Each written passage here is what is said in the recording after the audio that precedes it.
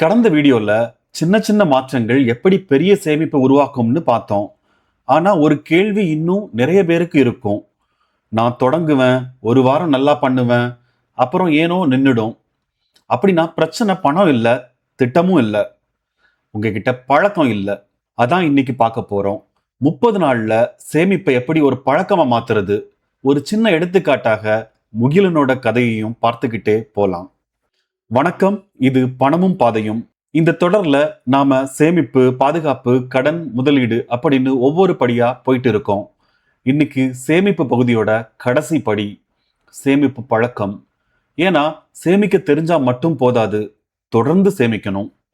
உண்மையா சொல்லுங்க, மாச தொடக்கத்துல இந்த மாசம் கண்டிப்பா சேமிப்பேன்னு எத்தனை தடவை முடிவு பண்ணிருக்கீங்க?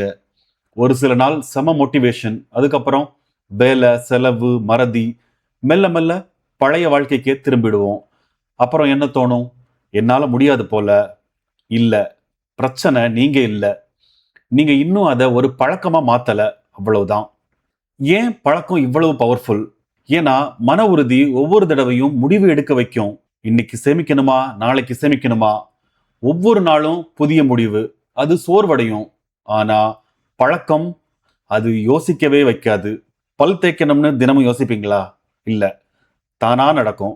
சேமிப்பும் அந்த நிலைக்கு வந்துருச்சுன்னா அப்புறம் வாழ்க்கையே மாறிடும். அதனால தான் 30 நாள். இந்த எண் மேஜிக் இல்ல.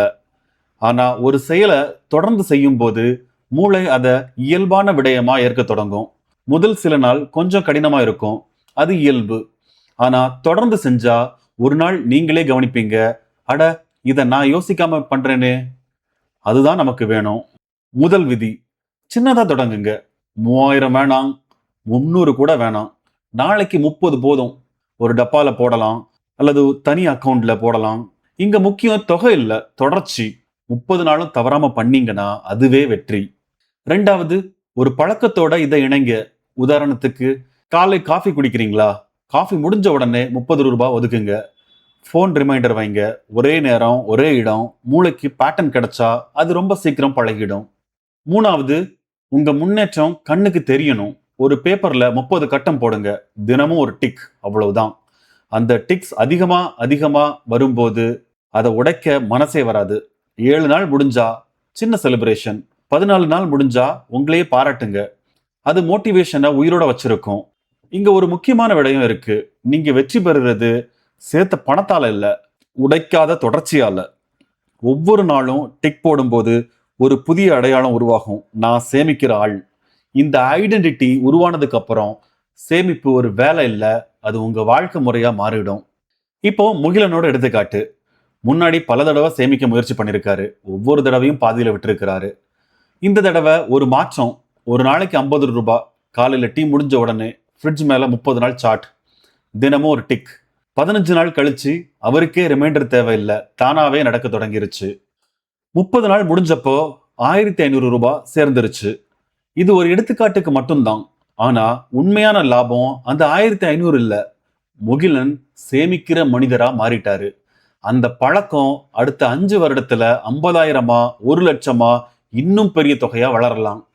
ஒரு நாள் மிஸ் ஆயிடுச்சா பரவாயில்ல, அதனால சேலஞ்ச் முடிஞ்சு போயிடல. தவறான எண்ணம் என்ன? எல்லாம் கெட்டு போச்சு, அதுக்கப்புறம் முழுசா விட்டுடுது. சரியான எண்ணம், ஒரு நாள் தானே, மறுநாளே தொடருங்க. ஒரே ஒரு விதி மட்டும், 2 நாள் தொடர்ந்து தவறாதீங்க. ஒரு நாள் விடலாம், 2வது நாள் விடக்கூடாது.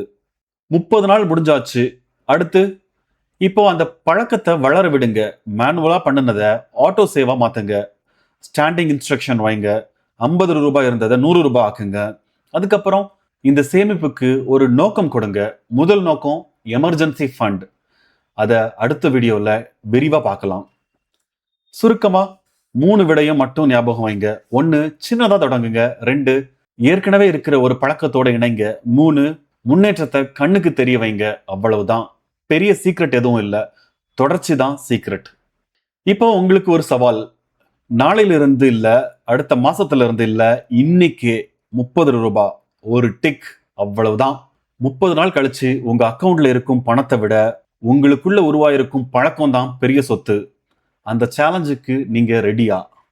இந்த வீடியோ உங்களுக்கு பயனுள்ளதா இருந்திருந்தா நம்ம சேனலை சப்ஸ்கிரைப் பண்ணுங்க. இந்த தொடர்ல அடுத்த முக்கியமான படி எமர்ஜென்சி ஃபண்ட். சேமிக்க ஆரம்பிச்சாச்சு.